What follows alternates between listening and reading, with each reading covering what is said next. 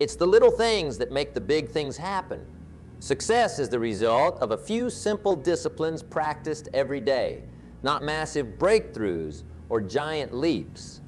I was broke at age 25, not just a little short on cash, flat broke. I had big dreams like everyone else. I wanted the good life, but wanting and getting are two different. My mentor, Mr. Shoaff, taught me something I'll never forget. He said, Jim, don't wish it was easier, wish you were better. Don't wish for fewer problems, wish for more skills. That hit me right between the eyes. He showed me that my life would change when I changed, through small improvements done consistently over time.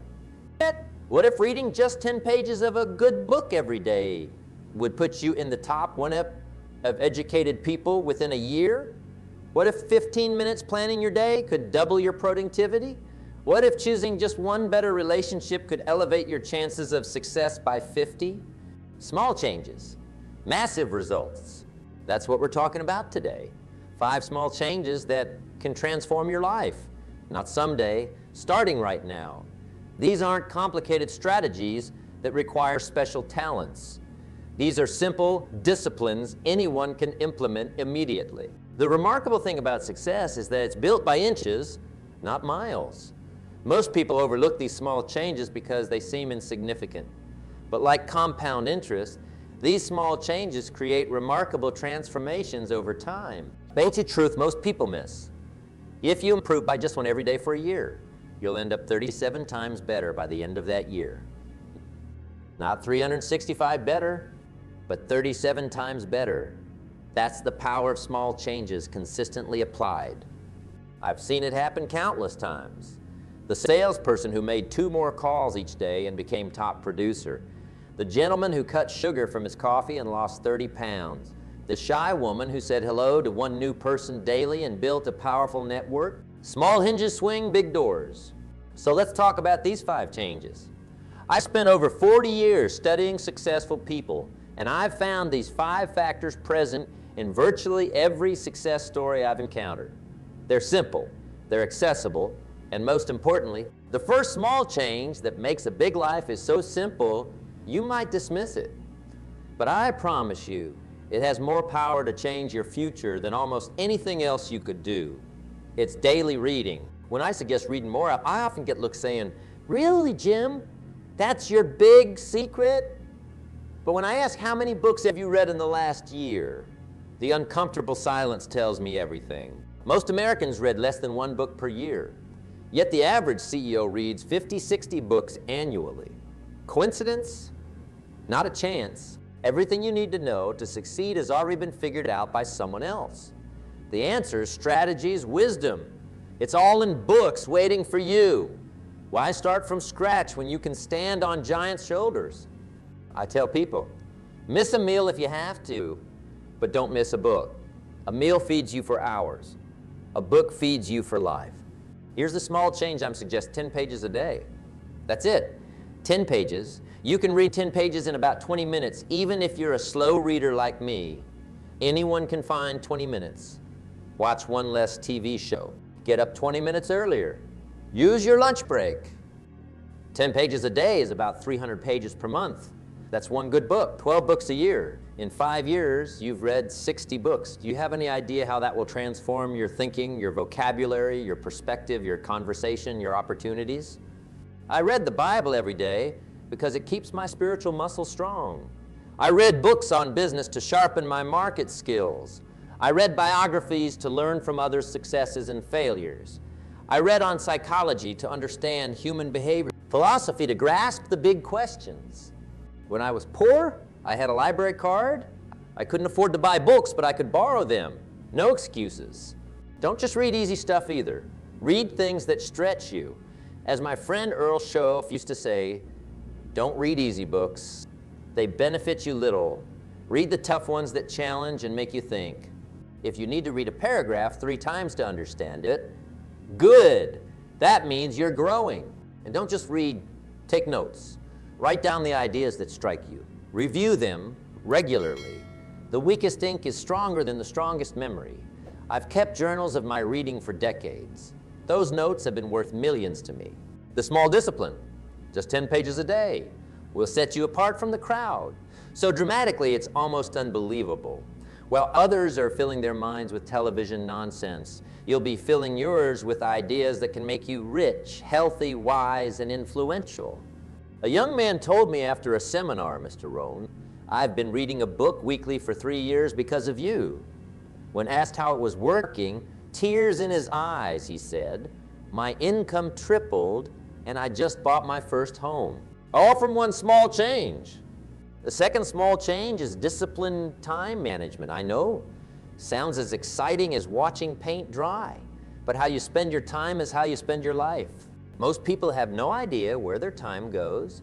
They're busy but not productive. That was me before I learned better. The change I suggest: spend 15 minutes each evening planning tomorrow. Write down 6 important tasks in priority order. When you wake up, start with number 1. Complete it before moving to number 2. If you don't finish all 6, that's fine. You've handled what matters most. This simple system revolutionized my productivity. Instead of reacting to whatever came my way, phone calls, emails, other people's emergencies, I began proactively focusing on what mattered most. Time is the great equalizer. We all have the same 24 hours. The difference between the successful and the unsuccessful is how those hours are invested. I say invested, not spent, because time, like money, can be either spent or invested. When you spend money, it's gone. When you invest it, it comes back with interest. The same is true of time. Let me give you an example. Spending time, watching 3 hours of television each night. Investing time, spending 1 of those hours reading, 1 hour planning, and 1 hour working on a side business or learning a new skill. After a year, the television watcher has nothing. The time investor has read 12 books, created 365 daily plans that kept them focused, and put in 365 hours building something valuable. Which person do you think is closer to their dreams? Here's another small time management trick that pays enormous dividends. Learn to say no. Most people's schedules are packed with low-value activities. They've said yes to out of guilt, obligation, or poor boundaries. Your time is your life. Guard it accordingly before saying yes to anything. Ask yourself, is this the highest and best use of my time right now? If the answer is no, then your answer should be no. I had a struggling salesman in one of my seminars tell me he didn't have time to plan his days or read. I asked him to track his activities for a week. Know what we found? He was spending 28 hours watching television and another 7 hours on low-value social media. That's 35 hours. More than a full work week wasted. When he redirected just 1/3 of that time to planning, reading, and focused work, his sales doubled within 90 days. His income doubled, not from working more hours, from working smarter hours. As I often say, don't count the hours, make the hours count. Oh, here's a time management secret the ultra-successful know. Time blocking. Don't just plan tasks, schedule them, put them in your calendar as appointments with yourself. Want to read more? Schedule 20 minutes of reading time. Want exercise? Put it in your calendar. Things that get scheduled get done. This small change, just 15 minutes of planning each day, will give you back hours of productive time, help you accomplish more in a month than most people accomplish in a year. The third small change that creates a big life is choosing your associations carefully. This one might be a bit uncomfortable, but it's too important to ignore. You've heard me say it before. You're the average of the 5 people you spend the most time with. Their health habits, income levels, attitudes, vocabulary. It all rubs off on you, whether you realize it or not. When I was broke, I looked around and noticed something troubling. All my friends were broke too. We weren't bad people.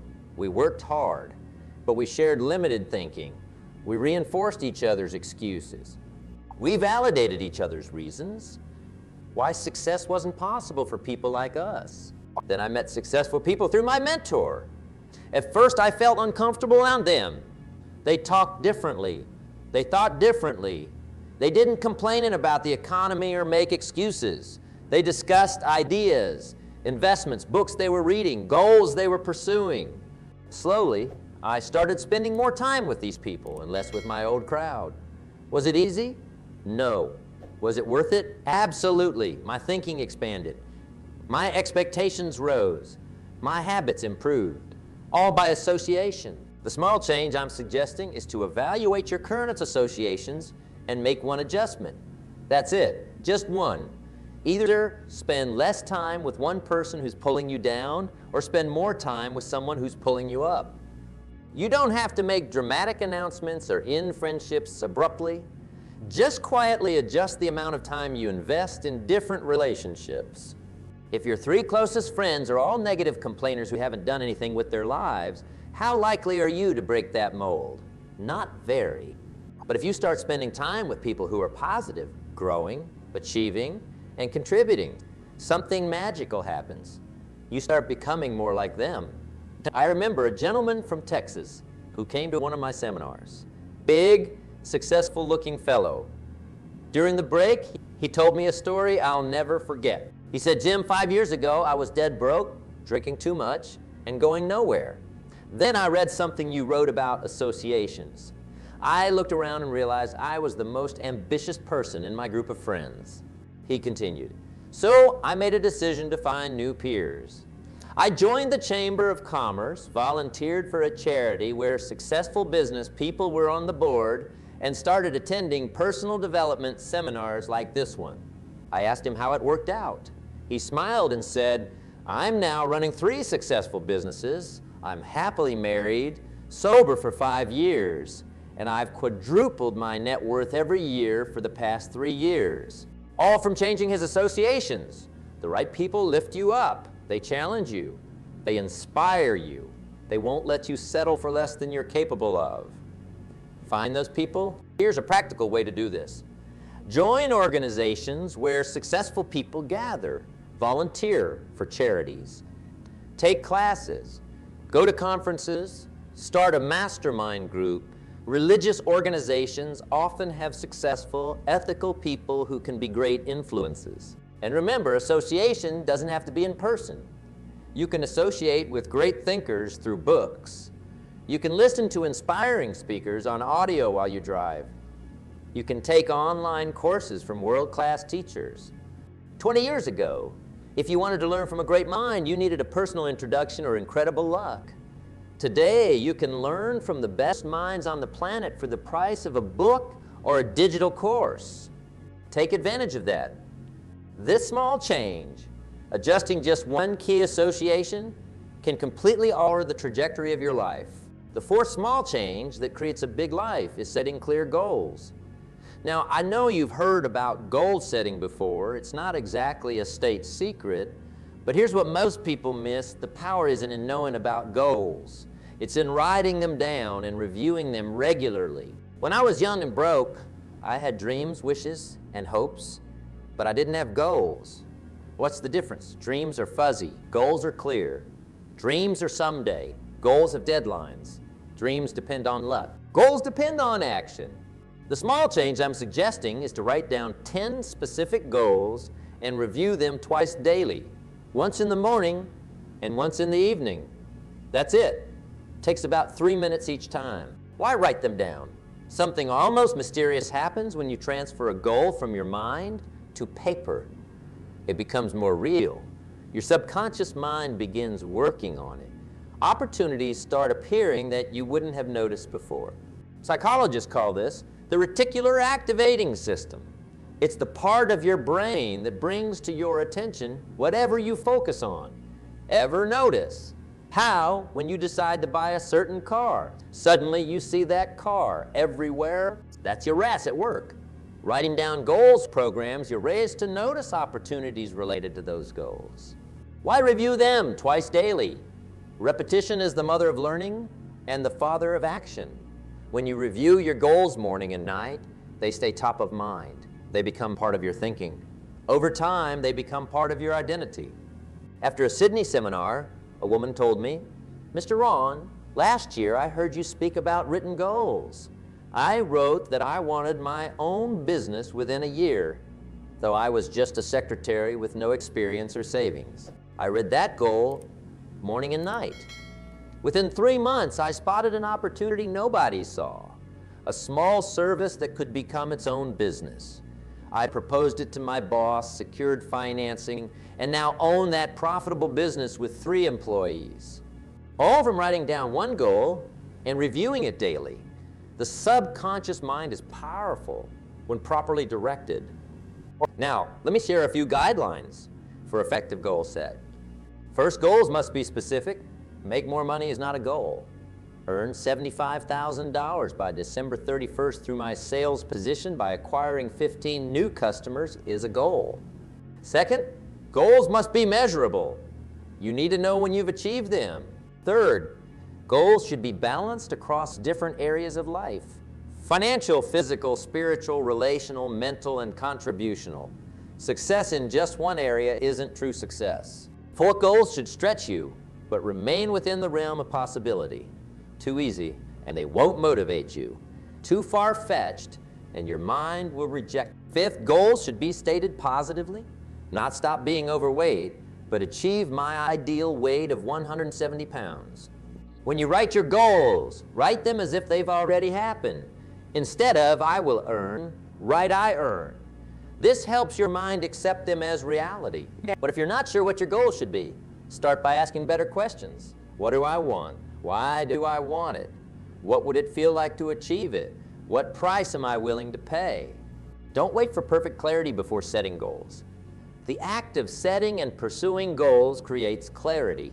Start where you are with what you know and adjust as you go. This small change, writing down goals and reviewing them twice daily, takes about 6 minutes per day. That's 36 hours per year. Is investing 36 hours worth changing your entire life. The fifth small change that creates a big life is practicing gratitude. And before you dismiss this as soft or unimportant, let me tell you is one of the most powerful forces for creating both success and happiness. In my decades of studying successful people, I've noticed something remarkable. The most successful are also the most grateful. That's not a coincidence. The small change I'm suggesting is to spend 5 minutes each morning writing down 5 specific things you're grateful for.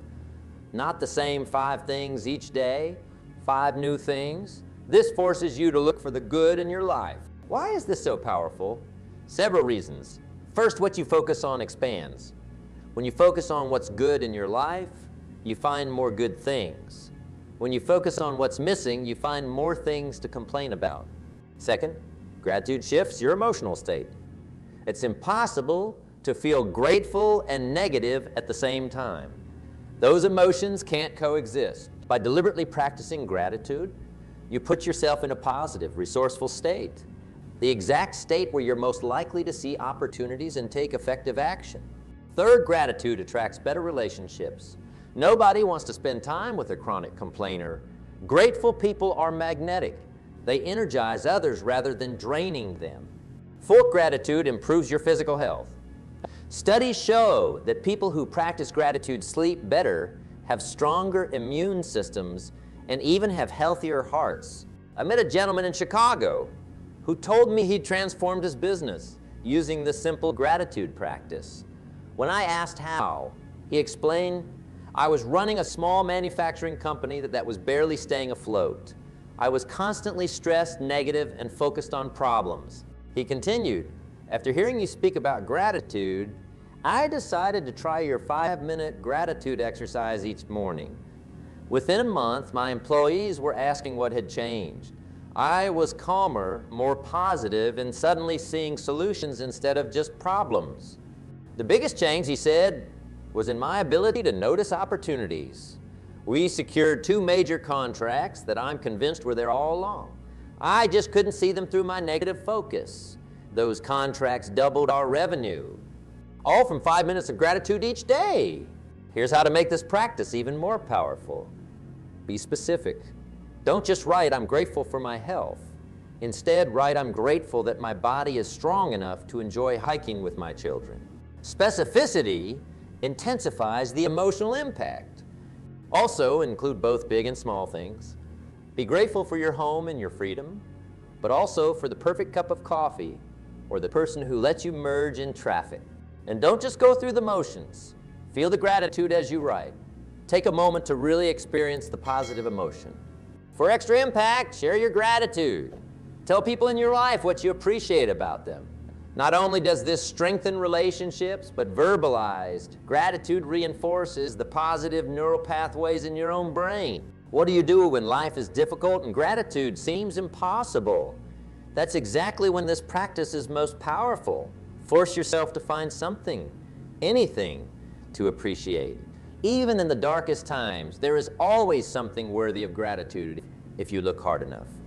As the ancient Stoic philosophers knew, our greatest growth often comes from our greatest challenges.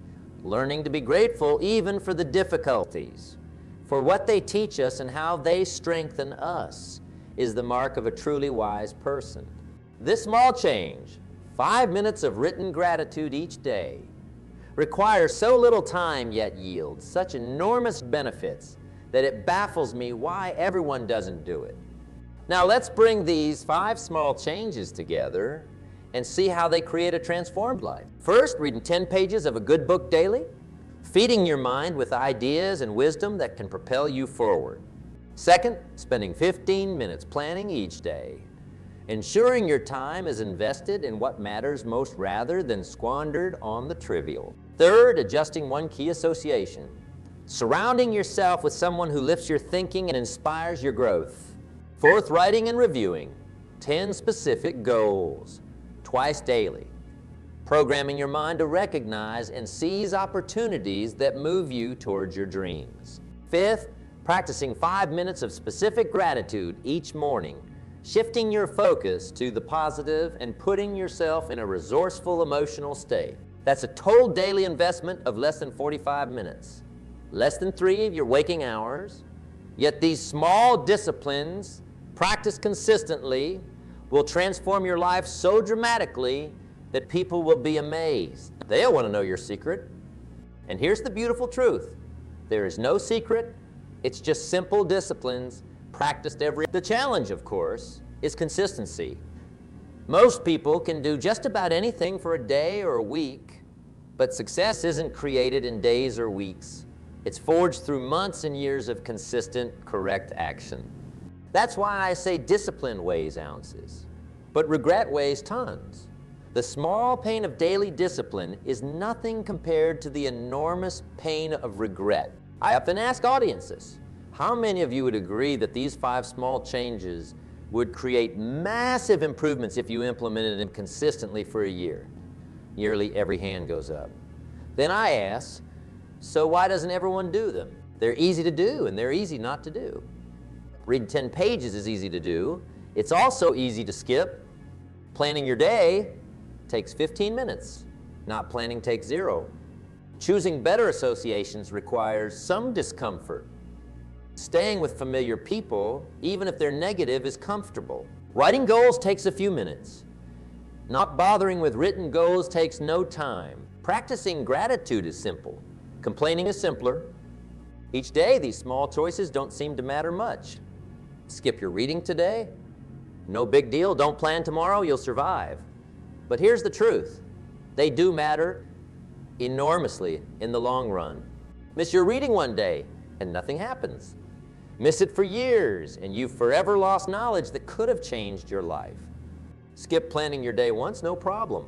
Skip it for a decade, and you've squandered precious, irreplaceable time. The choice is always yours. Simple disciplines practiced every day, or simple errors in judgment repeated every day. Both are easy, but one leads to success, and the other to failure. I learned this lesson from my mentor, Earl Schoaf. He said, Jim, you need to understand. Success is nothing more than a few simple disciplines practiced every day. Meanwhile, failure is simply a few errors in judgment. It's the repetition that makes the difference. The same poor choices, repeated over time, create failure. The same good choices, repeated over time, create success. So I challenge you today. Let's start small. Don't try to change everything at once. Pick one of these 5 changes and commit to it for 30 days. Once it becomes a habit, add another. Within 6 months, you can have all 5 working for you. The wonderful thing about disciplined habits is that they compound. Each good habit makes the next one easier to establish. As you begin to see results, your motivation increases. Success begets success. Remember, you don't need to be great to start, but you need to start to be great. Average people with exceptional habits outperform talented people with poor habits every time. I could tell my broke 25-year-old self one thing. Jim, your life is determined not by one big decision, but by thousands of small ones. So what one small change will you commit to today? Not tomorrow, today. Will you read 10 pages? Plan tomorrow? Evaluate your associations? Write down goals? Practice gratitude? The choice is yours. So are the consequences. Life doesn't get better by chance. It gets better by change. And the changes that matter most don't require massive willpower or extraordinary talent. They're accessible to anyone willing to practice small disciplines consistently. For every disciplined effort, there is a multiple reward. Today's small effort returns multiplied many times. Start today. Start small. Start where you are. Just start. Your future self will thank you. One day soon, you'll look at your transformed life with amazement and think, all this from 5 small changes? Yes, all that and more. Because success works through simple disciplines practiced with unwavering consistency. The life you want. Wait on the other side of these 5 small changes. Reach out and claim it.